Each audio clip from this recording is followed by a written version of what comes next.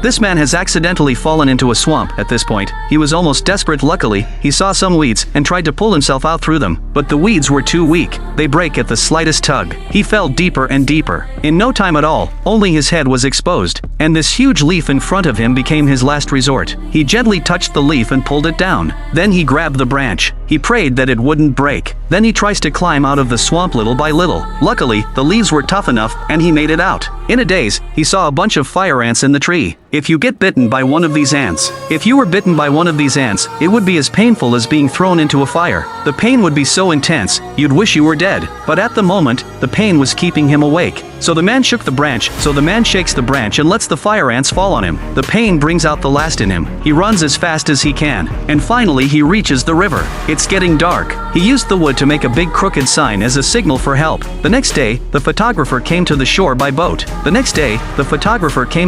a boat and found the signal, but the man had disappeared. Disappointed, the photographer boarded the boat and prepared to leave. The man was sleeping in a crack in the rocks. When he heard the engine roar, he woke up. He crawled out with all his strength. The dirt on his body has almost made him one with the ground. He struggles to stand up. His hunger was so great that he could not cry out. But in the end, he was rescued.